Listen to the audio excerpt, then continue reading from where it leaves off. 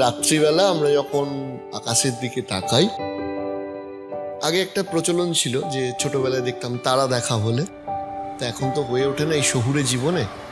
তবু যদি কোথাও গ্রামে গঞ্জে গিয়ে চারিদিকটা অন্ধকার, সুন্দর আকাশ, খোলা আকাশ দেখা যায়, কি কি ফার্স্টে অবজার্ভ করা উচিত? আমি পরিষ্কার আকাশে ধরছি, ধরে নিন একটু হিমালয়তে গেছেন। হিমালয়ের রাতের আকাশ কিন্তু অভূতপূর্ব সুন্দর। সেখানে হাজার হাজার হাজার হাজার তারা খালি চোখে দেখতে পাবেন। আপনি যদি হিমালয়তে যান, এই যে আমাদের যে মিল্কি ওয়ে গ্যালাক্সি, তার একটা অংশ দেখতে পাবেন আপনি। কিরকম দেখায় ওটা? খালি চোখে অবজার্ভ? খালি চোখেও দেখা যায়। এরকম না, একটা সাদা মেঘের মতো এক প্রান্ত থেকে অন্য প্রান্ত আকাশে ঝাঁকঝাঁক তারা। মেঘে না, মেঘ ঠিক নয়, ছোট ছোট ছোট ছোট তারা গিজ গিজ গিজ গিজ করছে, মাঝে মধ্যে একটু গ্যাসও আছে। তো আপনি যে বললেন আমাদের গ্যালাক্সিটা সর্পিল, হ্যাঁ সর্পিল তো সর্পিল, এর একটা চাকতি আছে, ওই চাকতিটার মধ্যেই পৃথিবীর অবস্থান, সূর্যের অবস্থান।